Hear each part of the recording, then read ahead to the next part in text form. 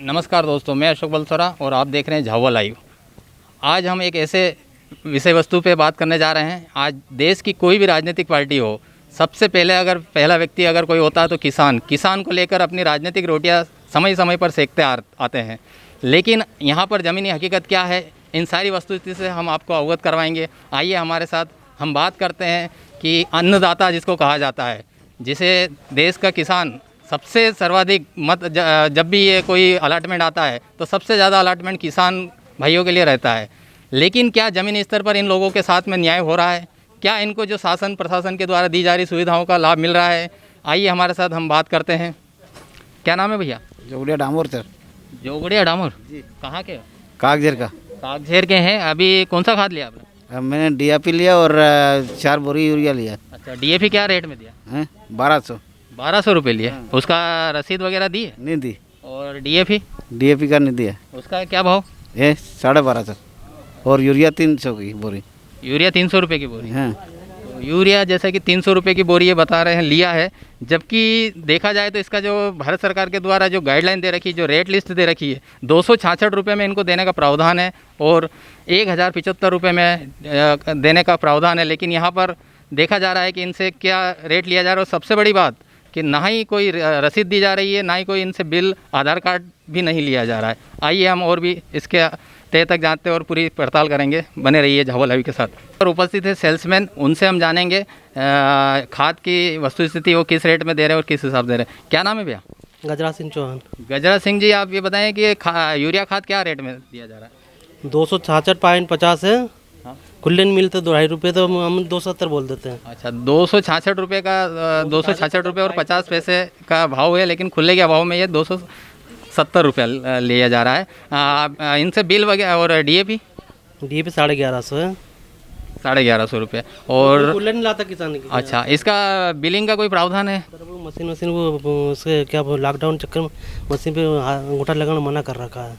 अच्छा, मशीनी तकनीकी खराबी होने के चक्कर में आधार कार्ड से बिलिंग नहीं हो रही है। और रसीद का प्रावधान होगा? रसीद तो ये कंप्यूटर से वो से मशीन से निकलता है, लेकिन वो अंगूठा लगाने मना कर रखा अभी। अच्छा, मशीनी तकनीकी खराबी का कारण बता रहे हैं कि जिसकी वजह से बिल नहीं दिया जा रहा है। झाबुआ लाइव के और भी खबरों के लिए बने रहिए झाबुआ लाइव के साथ। 300 या झाबा सोसाइटी में पूरा 300। कौन सा गाँव का आप? रोटला। चलो डीएपी पूछे। डीएपी पूछो काय भाव? नहीं पूछो। क्या नाम है आपका? रमेश। जितन दी यूरिया कितना मान ली? 300। कौन से गाँव का? कुशलपुरा। ठीक है। डीएपी 1200। हमारे साथ उपस्थित है यहाँ पर, इनसे जानेंगे कि ये यूरिया खाद और डीएपी खाद लाए हैं तो किस भाव में मिला है। क्या नाम है भाई? राजू भाई ये कब लाया खाद? लाया तुम? खाद 28 तारीख। 28 तारीख को। कौन सा खाद लाया? यूरिया क्या भाव में दिया? 300 रुपये में। हाँ 300। और डीएपी 1200। कितनी थैली लाए हो? 8 थैली डीएपी। हाँ। तो देखा सुना, जबकि शासन का जो निर्धारित रेट है ये सारा घटनाक्रम विपणन संस्था के द्वारा किया जा रहा है, जो कि शासन के द्वारा रेट दिया जा रहा है। यूरिया का 266 रुपया 50 पैसा और डीएपी का 1075 रुपया का रेट है उसका। लेकिन भोले भाले आदिवासियों से किस तरह से ये इनके द्वारा लिया जा रहा है अधिक भाव। और एक तरफ देश की सर्वोच्च व्यक्ति प्रधानमंत्री नरेंद्र मोदी खेती को लाभ का धंधा बताने की बात कहते हैं, लेकिन ज़मीनी स्तर पर क्या हकीकत है? क्या इनके ये लाल फीताशाही के नुमाइंदे क्या इनके साथ उचित व्यवहार कर रहे हैं? क्या उन्हें शासन की योजनाओं का लाभ दे रहे हैं? हमारे साथ और भी किसान यहाँ पर उपस्थित हैं, उनसे जानेंगे कि डीएपी और यूरिया खाद को लेकर वे क्या भाव में लाए हैं और कहाँ से लाए हैं। क्या नाम है भाई? मड़िया भाई, ये बताओ यूरिया खाद लाए हो? हाँ लायो। क्या भाव मिला? 300 रुपया। और डीएपी 1200। डीएपी 1200। कितने लाया थैली? 10 थैली। 10 थैली। कहाँ से लाया? झाबुआ गोदाम से। झाबुआ से लाए हैं ये। यूरिया का बता रहे 300 रुपया और डीएपी बता रहे 1200 रुपया। और भी हमारे साथ उपस्थित है, इनसे भी जानेंगे कि ये क्या भाव में लाए हैं। क्या भाव खाद लाए भाई? 300 यूरिया 300। हाँ। और डीएपी? डीएपी 1200। कितने थैली लाए? मैं 4 डीएपी और 10 यूरिया। अच्छा, क्या नाम क्या है? माधु। माधव भाई ये भी लाए हैं, बड़े हुए भाव में दिए। हमारे साथ और भी उपस्थित है, इनसे भी जानेंगे। क्या नाम है भैया? हरीश। हरीश भाई, खाद लाए हो? हाँ, कौन सा खाद? खाद यूरिया लाया हूँ और डीएपी। तो यूरिया क्या भाव लाए? यूरिया 300 रुपये, और डीएपी? डीएपी 1200।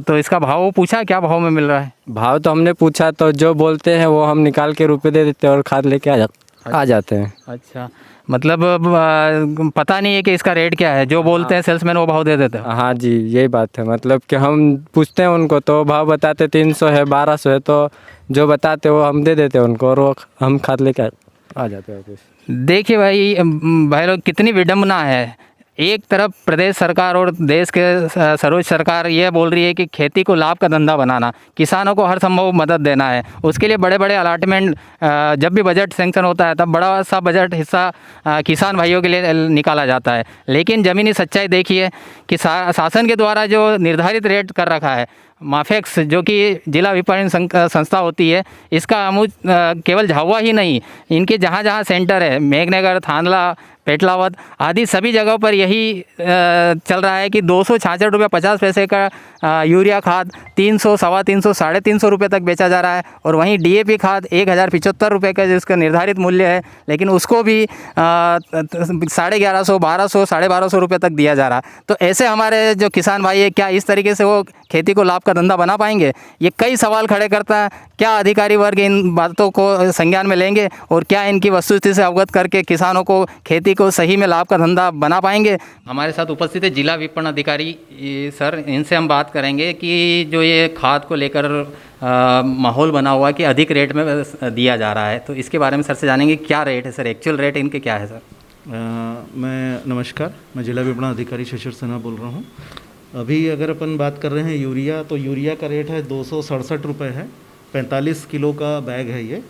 और इसके बाद डीएपी जो है वो अभी 1150 का है रेट, और एनपीके 1125, एमओपी जो है वो 875 और एसएसपी 306 रुपये 86 पैसे का। जैसा कि सर आपने रेट बताया, लेकिन यहाँ पर सुनने में आ रहा है और हमने अभी किसानों से भी बात करी तो उसमें 300 रुपये का रेट लिया जा रहा है। जो आप 266 रुपये 50 पैसे बता रहे हैं, उनका 300 रुपये लिया जा रहा है। और ये यहाँ की नहीं, अमूमन पूरे ज़िले की, ये थानला, पेटलावद, मेघनगर सभी स्थानों पर यही शिकायतें आ रही थी। इसके बारे में क्या कहेंगे? अभी तो मेरे को भी आप ही के उससे पता चला है, मेरे संज्ञान में भी आज ही आया है ये। अब हम इसमें जो है हमारे यहाँ पे जो उप संचालक कृषि विभाग है, हम उनसे भी बात करेंगे डीडीए साहब से कि इसके लिए जो है कार्रवाई होनी चाहिए, क्योंकि जो रेट शासकीय रेट जो है वो इसी रेट पर किसानों को उर्वरक मिलना चाहिए। तो मेरे संज्ञान में आज ही आया है, तो मैं अब इसको देखता हूँ, दिखवाता हूँ। साथ ही सर शिकायत यह भी है कि इनको बिलिंग नहीं दी जा रही है, मतलब केवल केस लेके दे दिया जा रहा है। इस पर क्या कहेंगे?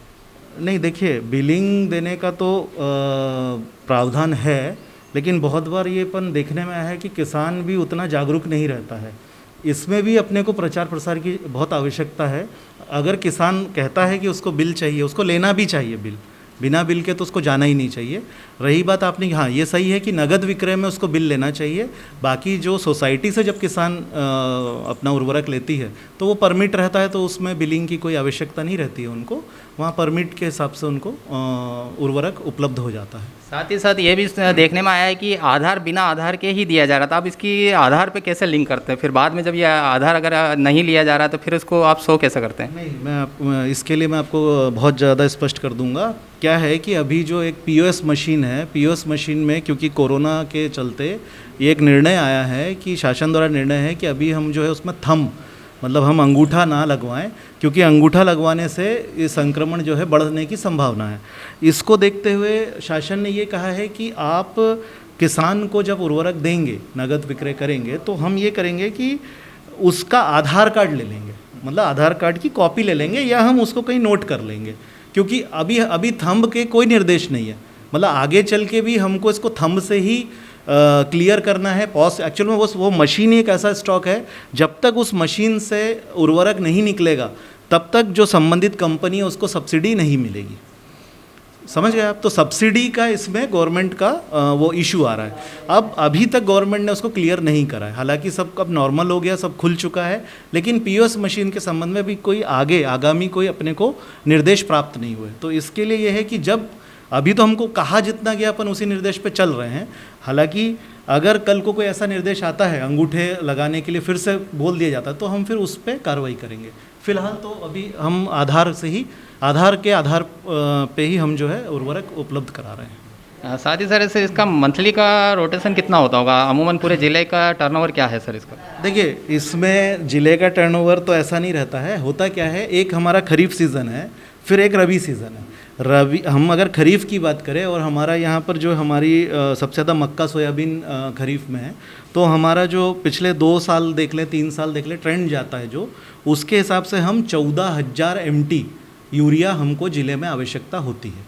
ठीक है, अब उस हिसाब से अगर हम चलते हैं तो हम हर बार अभी भी हम उसी की आपूर्ति करने की कोशिश करते हैं, उतनी ही आवश्यकता हमारी रहती है। तो ज़िले में हमको टारगेट दिया जाता है, हम उस टारगेट की पूरी पूर्ति कर लेते हैं। यानी कि 14,000 मेट्रिक टन का टर्नओवर होता है एक फसल में। एक फसल। ठीक है। और हमारे यहाँ खरीफ प्रधान हमारा ज़िला है, तो यही हमारा सबसे ज़्यादा चलता है। पिछले अगर गत वर्ष की बात करें, अच्छा पानी आ गया था करके, तो रबी भी हमारा अच्छा चल गया। तो रबी में भी हमने 14-15 हज़ार MT तक हम चले गए हैं यूरिया। देखा आपने किसानों से किस तरह उनसे ज़्यादा अधिक भाव लिया जा रहा है। जो 266 रुपये 50 पैसे की बोरी है उसके 300, 350, 350 रुपये तक लिया जा रहा है। यह हालत है मार्केट जो एक एजेंसी है उसकी। अगर हम बात करें प्राइवेट सेक्टर की, तो प्राइवेट सेक्टर में किसानों के साथ किस तरह लूटा जा रहा होगा, यह एक सोचने और देखने का विषय होगा। लेकिन हम बात करेंगे क्या अधिकारी अब उन इस जो गलत तरीके से पैसा लिया जा रहा है, ज़्यादा पैसा लिया जा रहा है, उन कर्मचारियों के खिलाफ कार्रवाई करेंगे क्या? उनके अगेंस्ट जाके उनको एक्शन लेंगे और ज़मीनी स्तर पर जाकर वो अपने खुद पड़ताल करेंगे क्या? कि फिर वही होगा कि मीडिया में आया और देखा और फिर उसको 9-2-11 कर दिया, रफू चक्कर कर दिया। बने रहिए झाबुआ लाइव के साथ ताज़ा तरीन खबरों के लिए, और भी ऐसी खबरें हम ज़मीनी स्तर पर जाकर आपको बताते रहेंगे। बने रहिए झाबुआ लाइव के साथ।